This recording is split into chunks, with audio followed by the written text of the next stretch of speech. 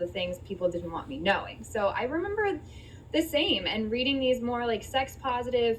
And it's so funny now that people are so terrified of that. They're terrified of education, and that is the problem. That is anything harmful I learned growing up did not come from those magazines. It came from the teachings that I was getting at church. That's what screwed me up when it came to my sex life later on. And it was purity culture. It was not the things I learned. If anything, the few things that protected me is what I learned from this secular source, you know? So it's interesting that I feel like that's a common like girlhood experience, is these magazines, like trying to learn something, because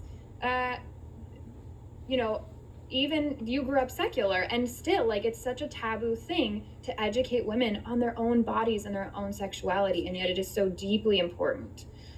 And yes, I grew up in I grew up in the projects, right? So I grew up in an economically disadvantaged neighborhood where you see a lot of things going on. You see, I grew up, a lot of my cousins got pregnant as teenagers, and my mother had my older brother when she was like graduating from high school. So there were things that were commonplace that we knew went on in our neighborhoods, but there were no comprehensive conversations that were taking place. And so we it was almost like trial by fire. And then unfortunately, there were things that we knew were happening that shouldn't have been happening, especially to young people. Like, I can't tell you how many times I was hit on by men who were way older than me. And that should not have been a thing. Right. But also to advise, not just to say keep your pants up and your skirt down, or you don't want to have your little fast ass around these boys or whatever. Having those comprehensive and healthy conversations in neighborhoods like that, where it's needed for vulnerable populations, was very, because my mother had those around for educational purposes. But when it came to actually exploring my feelings about sex and sexuality, that was something that she never did. But I had to, I did have other sources as well. But, when it comes to, neighborhoods and economically disadvantaged neighborhoods where things are ripe for, there are dangers all around the corner. But even the one thing I had to learn was that even in affluent neighborhoods or people who came from affluent families, the danger was just as real. But it's sad at times how, many of my peers and many people around us still they're not prepared for when someone who is respected actually violates them, because they're taught, they're taught of what the image of what someone is supposed to be. So they're left vulnerable. And that's how, a lot of these pastors and a lot of these people were allowed to be predatory to members like that. But while at the same time preaching morality. Right, exactly. Well, because consent wasn't, I was taught the same, like, it's what you wear, it's how you carry yourself, it's the rooms you leave yourself in. Cool, great. What about consent? What about teaching me that it is another person's problem if they cross a boundary, if they cross a line, and that they've done something wrong, not me being a 12-year-old girl, like having to wear an extra large t-shirt over my bathing suit when I haven't even been through puberty because of what a dad might do at a pool party. Like, this is just basic stuff that it's really sad that the people who claim, like you said, moral superiority don't even know how to educate their own children to prioritize consent, which I think should be the basis of so much of morality and of what you're taught as a kid growing up, that you have to consent to things, it's wild. Well, this is a good segue to our next call if you're ready. And then just a reminder, we still have no theists, but you guys said that you're here. I see on the poll that you're here and you disagree and you think we should believe in a God. So call us 720-619-2288. But our next caller wants to talk about abortion. So let's talk to, I think it's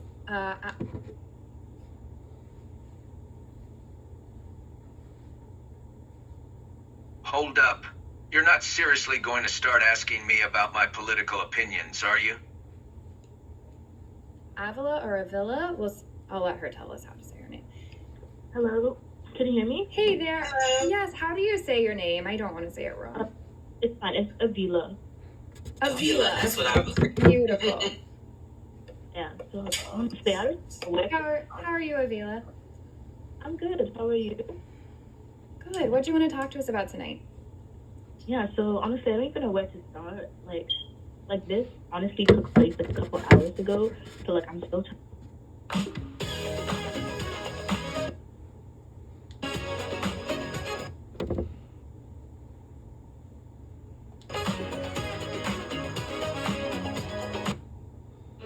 So the expectation of the move over law is just that when you see emergency vehicles or flashing lights on the side of the like pro-lifers, like religious pro-lifers, like outside school property protesting.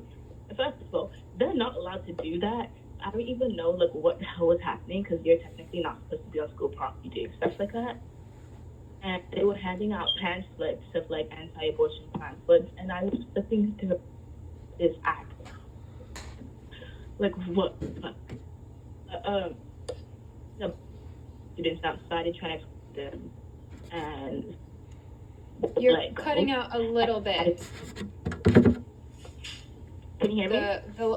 Yeah, now we can hear you a little bit better. Okay, so like yeah, some of them they wouldn't let it go, and unfortunately was one of the victims.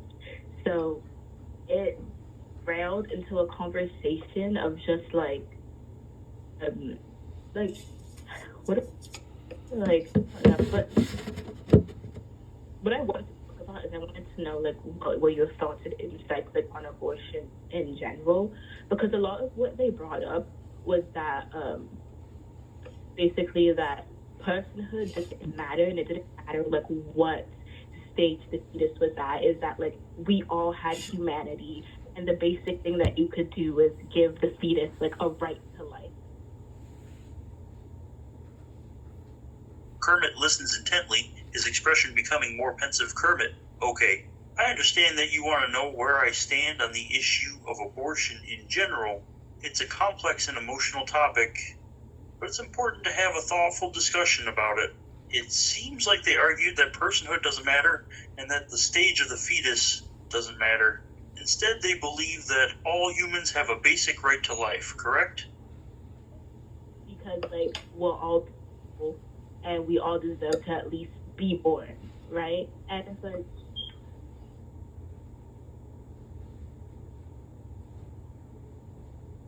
Kermit nods, appreciating your perspective, Kermit.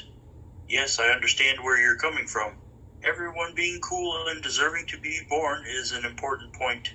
There are different opinions on when life begins and what constitutes personhood, which can make the debate on when abortion is morally permissible quite complex.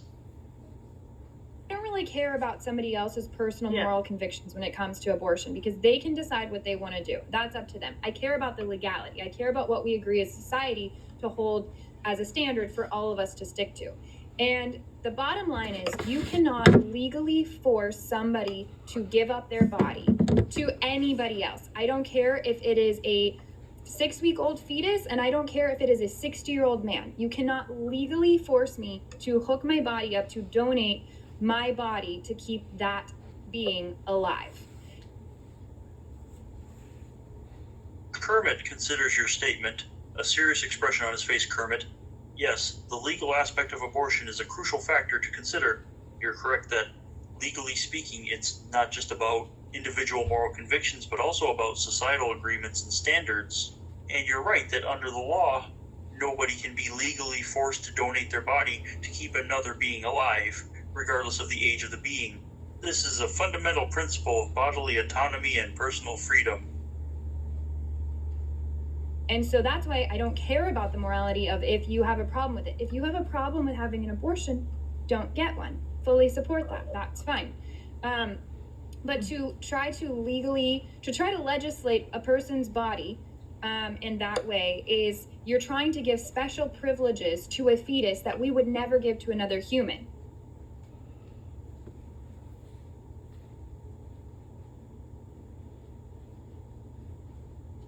nods in agreement, appreciating the perspective you're presenting, Kermit.